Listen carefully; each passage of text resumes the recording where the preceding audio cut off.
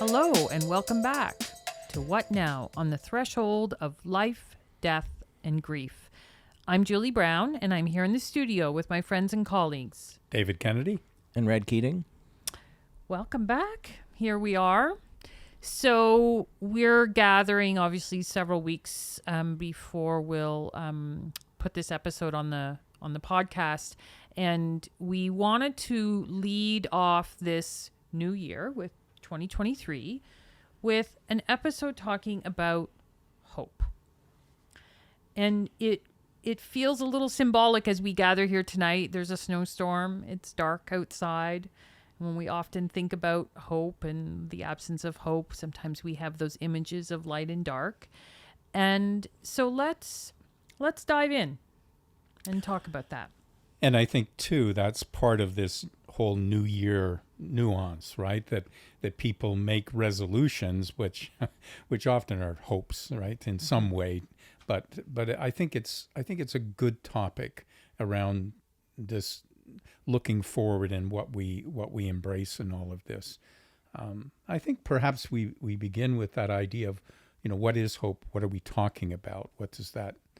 How are we using that term? Because I think it's important, and it is somewhat of a slippery term with lots of different nuances. I was saying before we came on air here that I found a quote, and I'm sorry that I do not know the author of this, but I thought it was such a great place where we could start, perhaps. And this person said, "Hope cannot say what will be or won't be. It can only say that something is possible." And so on a very basic level for me, the idea of hope is that things are going to be different than they are now. Mm-hmm. It's future oriented, right? Hope is about tomorrow or the future, not necessarily about today, although it can live inside today. But I think when we're being hopeful, we're hoping generally for things that come down the line, that in the future things will be how we would desire them to be, how we wish them to be. And hope and desire are kind of closely related, I think. And I think it's different than wishing. I'm not sure how. We wish and we blow out candles on a birthday cake, but we don't hope and blow out candles on a birthday cake. But it has that sort of wishful quality to it that can sometimes almost tip over into magical thinking at times. But I think that if we pull it back into sort of a center, hope is that source. I think it gives us a source of energy that helps pull us or drive us into the future, and a future that we would like to see versus maybe the future that we anticipate. Would it be fair to say that wishing might have a more specific focus, wishing for some specific thing, where right. hope might be, I'm broad. not sure what's happening, Yeah. but I'm hoping for something. Yeah. So I think of it in terms of like from a Buddhist mindfulness perspective, we sometimes talk about wise hope, and that sometimes we get caught up, if we want to talk about it from wishing, or that idea of optimism of I am kind of directing my energy to a certain outcome. This is what I want to have happen. Whereas when we talk about this idea of wise hope, like in Buddhism, it's that idea, and you've both said it, life continues to unfold. And there's lots of uncertainty. And it's that idea of, and I remain open to what that unfolding could bring, but that it's not this in pursuit of a certain kind, right? I think that's very important. Otherwise, we're almost as if we can control the future. That's right. By our hopes, and that's just not possible. But why is hope even necessary then? Why do we see hope as something that's a helpful thing, whether we're talking both for grief and for those who are dealing with a life-threatening illness? Why is the role of hope something that can be helpful and positive? Well, so I was going to say, I think it helps buffer us from our fear. And that fear can then lead us to a sense of dread or despair. And then hope sort of, I think, acts as a buffer or an energy source that allows us then to get up every day and face the world, and gives us that that motivation to be able to say, this is a new day and I'm moving through it and I'm moving into it. And I'm hopeful that maybe it will be different than yesterday. But like you said, Julie, if it isn't, how can I be hopeful? How can I summon the courage to be the type of person I want to be, given whatever comes to me that day? But I think hope sort of helps buffer us from that sense of despair, from that sense of dread that comes with maybe our fear if we're living with a life-threatening illness, or can I face another day without my specific loved one if I'm bereaved? I think why I wanted to talk about this topic is because I've witnessed it in so many of the people that I've been able to journey with, that, you might think that when somebody knows that they're dying, that there's an absence of hope. But what I have witnessed and been taught, that hope takes on this different quality, that it's not the optimism of I'm going to be magically cured, but that the person may hope for a certain moment or a certain quality in their life, or they may move into an open-heartedness that allows them to forgive or to have some sort of reconciliation with themselves or with somebody else. And so that hope doesn't become necessarily even this false hope of we think there's going to be a magical cure, or that I'm not going to die, but that it's less tangible than that, and it takes on a different open-hearted quality. I'm not sure if I'm being clear about that. Well, what you're saying there, and what I heard, as I was thinking when you were talking, is that I was talking about it being a buffer, but then it also, I think, gives us maybe the strength to confront maybe denial or magical thinking, because if we have hope, then do we need denial? So that can also be a force that helps us overcome that sense and maybe make our diagnosis real, something that we can, really live with, as opposed to wish we didn't have or magically think away. And so hope gives us maybe that sense of hope, that sense of strength and energy to persist, right, through a sense of denial. And I think as I'm thinking, sitting here listening to you, I recognize that maybe we've talked about hope with different words. So often when, for instance, people in grief, they will say to me, how long am I going to feel this way? How long is this going to last? And my response to them has always been, I can't tell you. I don't know. All I do know is that it's not always going to feel the way it does now. And I suppose that's hope, right? That's that sense of, I can't promise you what it's going to look like or when it's going to happen, but I have hope that it won't always feel the way it does at the moment. One of the things I will often say about that, David, is all things change. Things continue to change. Like, it's the impermanence of life, the impermanence of the way things are in this moment change in another moment. And so even when I see, just the courage of people to live with just, this enormous weight, painful grief, it's also holding hope for them of knowing things will continue to change. And I'm not trying to be a Pollyanna and say it's going to be better one day, but I do know it's not always going to be like this in this moment. And that's important because I really appreciate, Red, the comment you made about that hope is an alternative to despair. And when we're sitting in that grief, or we're sitting with our illness and our thoughts about dying, it can get pretty dark. If that's our and there's always a future. Whether it might be short in terms of a palliative diagnosis, but there's always a future. There's always a tomorrow until there isn't. So can there be a place for hope until there isn't? And it's a matter of finding where that is and what that is that allows us to not only live today, but to live today better because we have something that we are hoping for. So I'm thinking, for those listening, maybe we could give some specifics because we're a little bit philosophical here. So when you say that, David, are you thinking of anybody particular or a situation you've worked with where you've seen just how hope came alive in a moment, maybe even in a really simple way?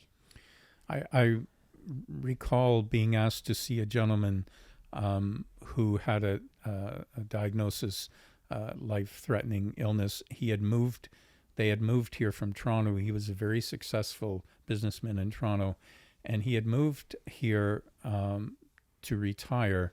And he and his wife, and they had a young daughter. She was only 11 at the time, and I remember going to see him because the referral was that he was totally despondent. He wasn't talking. He was not eating well. He was just sitting in a darkened room.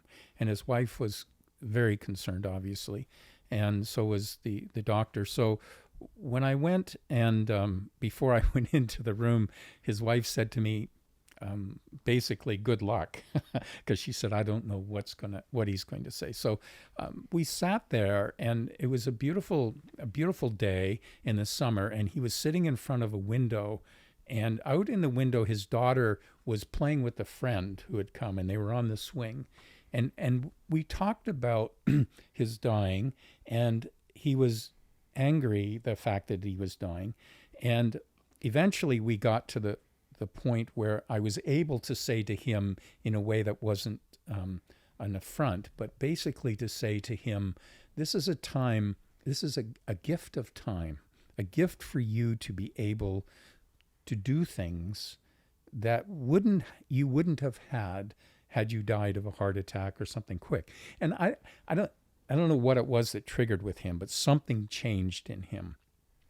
And he was staring out of that, and he started to talk about, that's true. I have a different perspective that I can use. And he started to look at his daughter, and they were now eating lunch. His wife had taken them out some sandwiches, and he was mesmerized. But he said, look at her. Look how she's eating that sandwich. And all of a sudden, this whole new world. And he said, I'm so lucky to see her do that, and to be and his whole demeanor changed.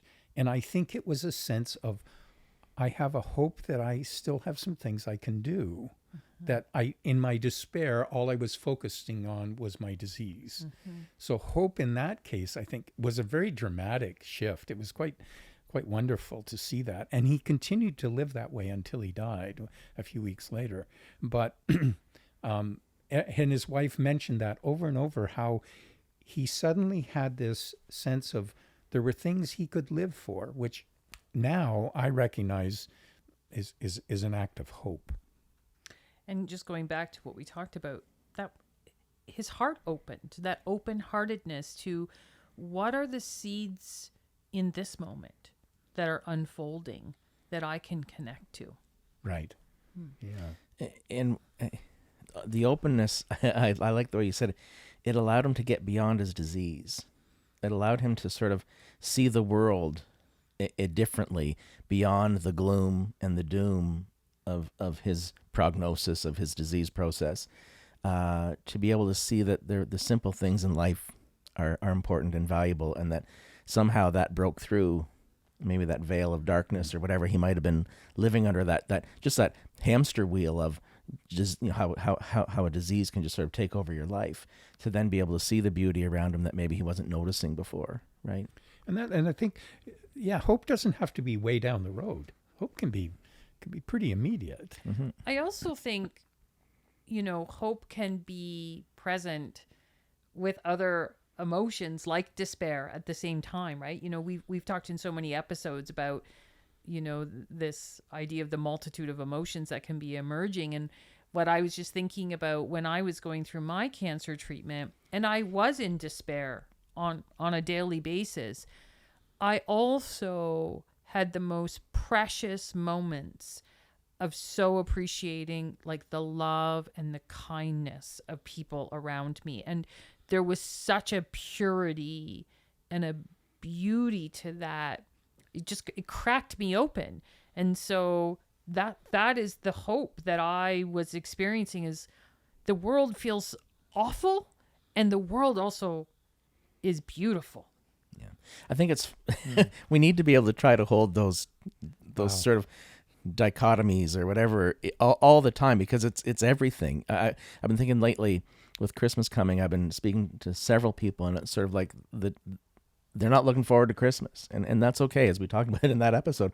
But I also said, if fun knocks on the door and drops by, don't be afraid to have it, because that's okay too. And so we need to live understanding that that's both sides are life, the light and the dark. You know, isn't the head that and the tail. Rumi's point in the guest, how, when the guest arrives, open the door to everyone who comes, because you never know that they all bring a blessing of some sort to our life, both despair and hope. Yeah. Red, when David was, I'm putting you on the spot, when David was telling his story about the gentleman he met with, did it bring up any moments for you of I was thinking of this person that many years ago worked with, and they were going to become a grandmother, and so they had all the hopes and wishes and wonderful for being a grandmother and for their new to be grandchild. However, she was diagnosed, and it was a very quick trajectory. And her hope changed from all the hopes and dreams that she had for her grandchild and it kept changing and changing. It gets smaller. To, I would just like to be able to hold my grandchild before I die. And if there's ever a situation where you can see hope as a positive force in a person's life to help them persist, she lived long enough for her grandchild to be born, get out of the hospital, that kind of stuff, and be brought to the hospital, to another hospital where she was, and she was able to hold her grandchild before she died. And I'd say she probably died 2 days after, but they had a moment as a family. The pictures were taken, and there she was getting to be a grandmother. And that was just like, that's almost bringing tears to my eyes now, like this beautiful moment.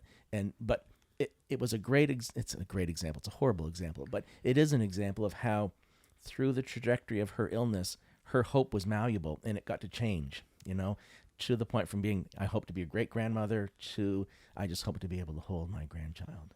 And it has power in it. And I swear that's probably the thing that kept her alive. That force of hope, that desire to hold her grandchild kept her alive.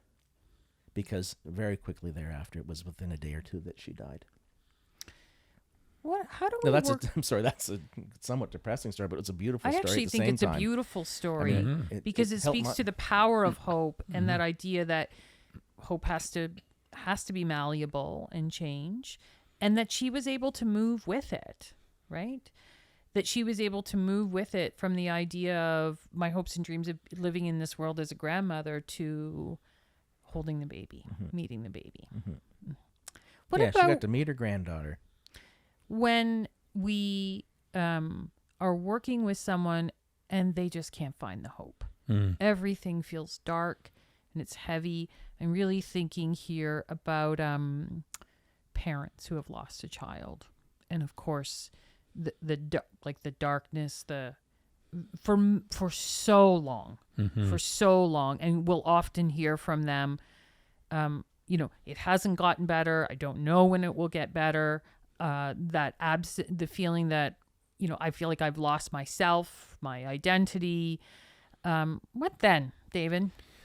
And that was a major piece in the parent group that I was involved in. And I remember on many occasions having conversations with them individually and saying, I can't tell you when. I don't know what it's going to look like, but I do have hope for you. And if you can't hold hope, can I hold that for you for now?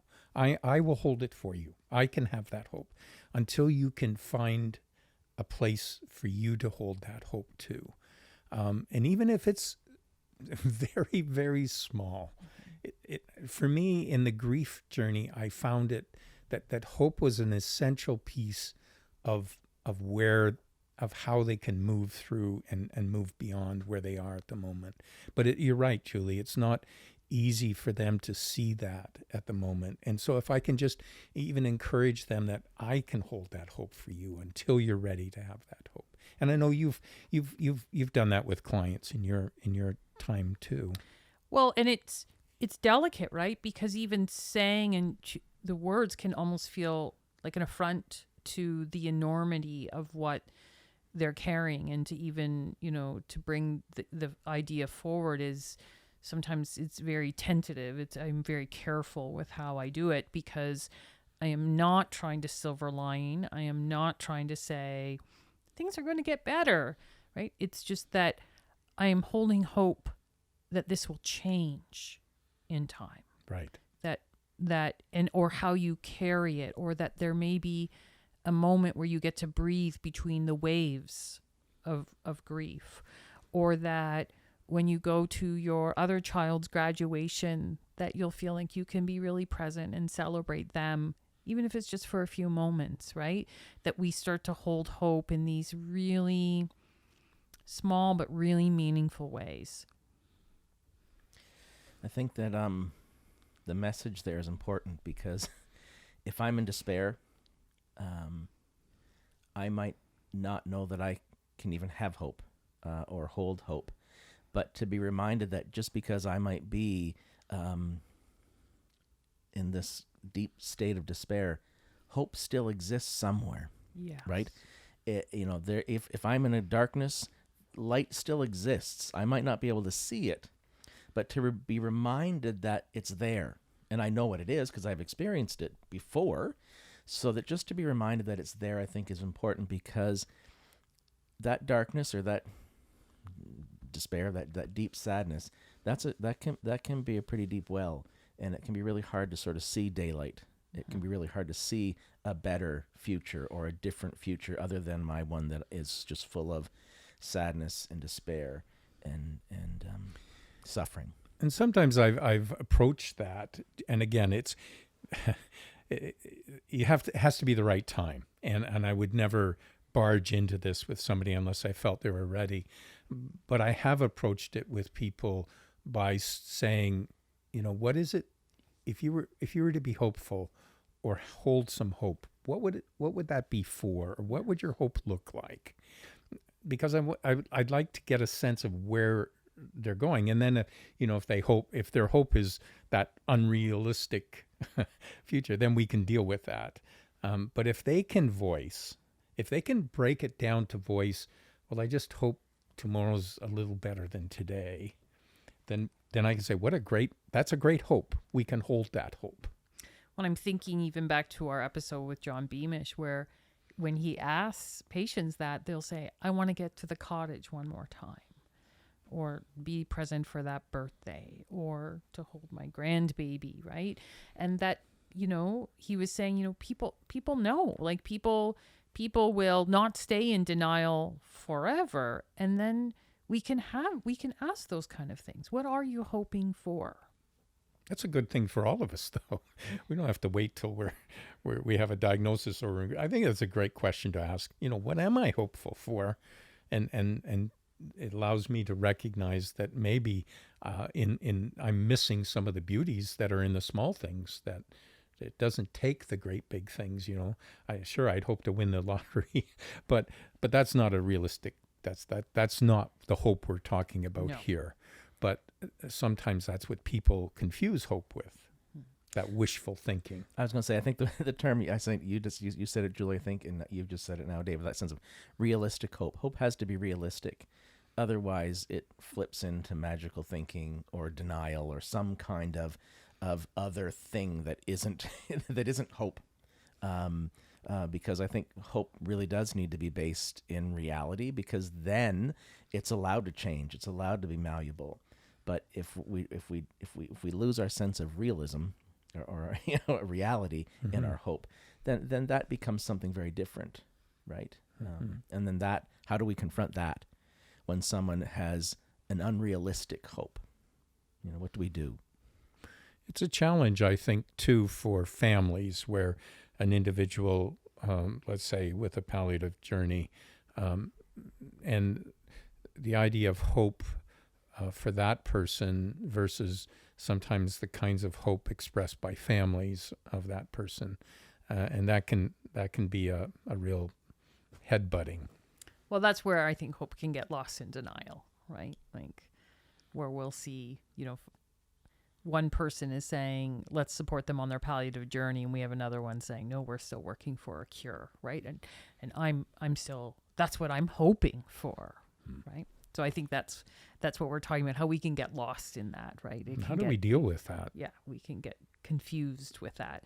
And that's where some of that comes back to, what John Beamish talked about around having those conversations about having, that evolves over time with that denial, but we need to have good information. We need to have good facts. We need to be willing to engage in those conversations. And of course, we can always hold hopes for different outcomes, but we have to come back to what do we have here in front of us and where can hope live in that information?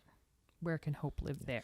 Because I think that some people confuse that kind of a conversation with, you're trying to steal my hope. Mm-hmm. You're trying to take my hope away from me. And then I'm going to defend myself against it even more ardently, right? Because you're trying to take away this thing that I have that's keeping me, going. But I think those conversations are important. It's like, I'm not trying to steal your hope. I'm trying to understand your hope. And I'm trying to see the boundaries of your hope and where it goes. And so what would happen if your hope can't come to fruition, then what would your next hope be? And sort of try to walk back from that a little bit. And if that couldn't happen, let's say that doesn't happen, what would your next hope be? Because I don't want to take your hope from you, but I want you to be able to know that your hope can be on a sliding scale, so to speak. Mm-hmm. It can move, it can change, and it can be big, something really big, and it can be something really small, at the same time sometimes. Is that kind of and I'd love to hear you talk more about that term you talk about, wise hope. Yeah, I mean, I just think of wise hope as being open to the unknowing. We don't know how things are going to unfold.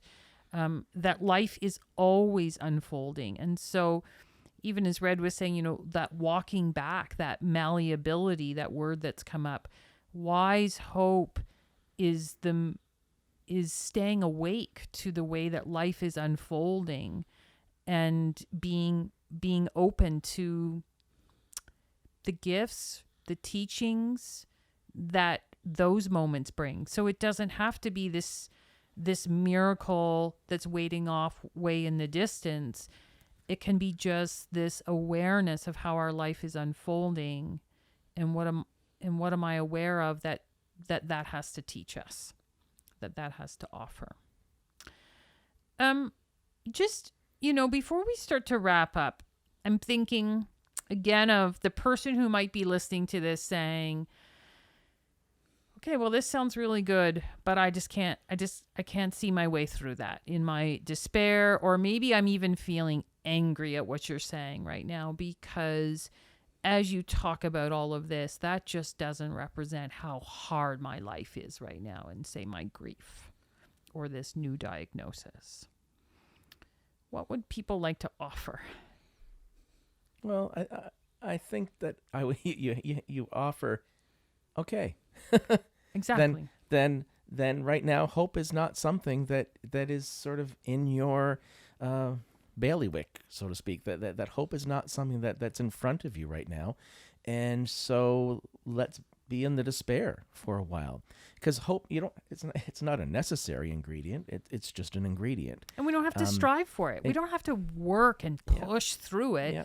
Can we be where we are? And that's where I say that wise hope is, and we move through that and we watch what comes. Right. Or we can find a way to, as you talked about, to walk it back, to find the minutest movement and say, step that's it forward. Enough. There's hope right there. Yeah. And I think that's the other piece too. I think because it can be something so small, that people might not even recognize is that's something that you could take a joy in life and make that a hope. I just would like to experience that a little bit more. I hope I can experience that a little bit more. And then that then draws them into that space that maybe there's a little bit of light inside the dark. Sometimes where I've heard it really practically is where people say, I'm hoping for a good death, that I don't have a lot of pain, or that, nothing like that my nausea continues to be controlled. Like, I've been amazed at how many people have very simply said, I want my family there. I hope I'm not in a lot of pain. So, and those are two words, want versus hope. And I like the idea that I hope I have a death that doesn't have pain, is also open to the idea that it may. Yeah. But I'm hoping. And I think that's the piece that I hold on to. We can hope for those things without having to have a guarantee that that's the way it's going to be.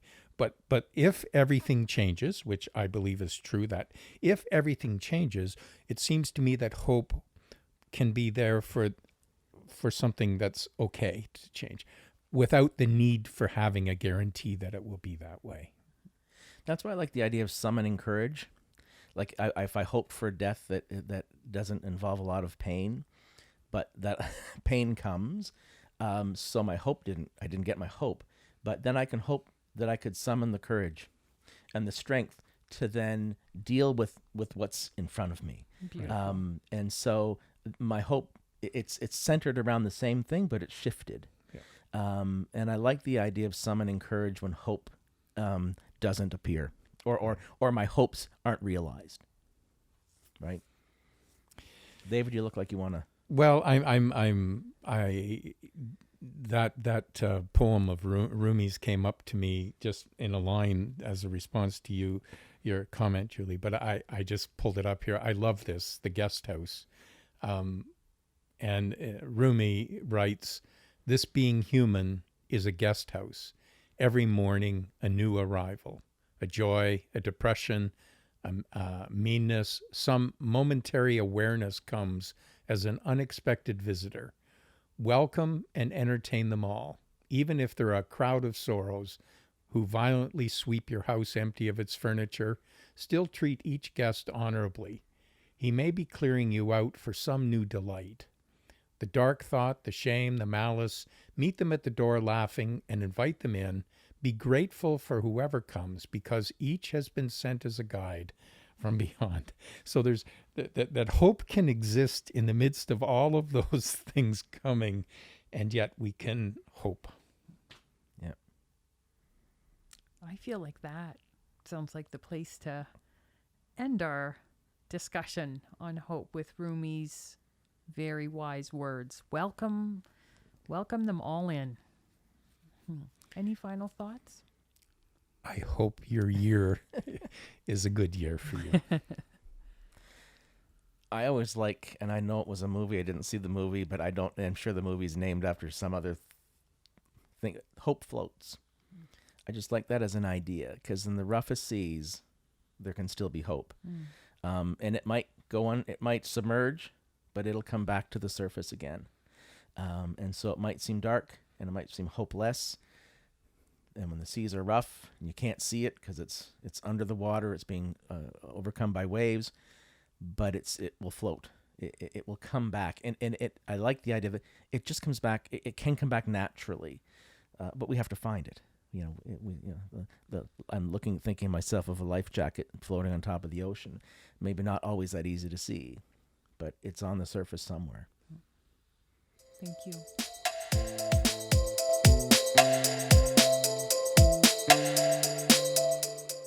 Thanks for listening to What Now on the Threshold of Life, Death, and Grief. What Now is produced in partnership with Hospice Peterborough. Music is by Paradise Garage, and technical support provided by Sean and Jonah Heichert. What Now is recorded at Thin Spaces Studios. You can find more episodes of What Now for free on most major podcast platforms, including Spotify, CastBox, Apple Podcasts, and Overcast. If you want to support us, please follow and leave a review wherever you get your podcasts, and tell your friends. It does make a difference.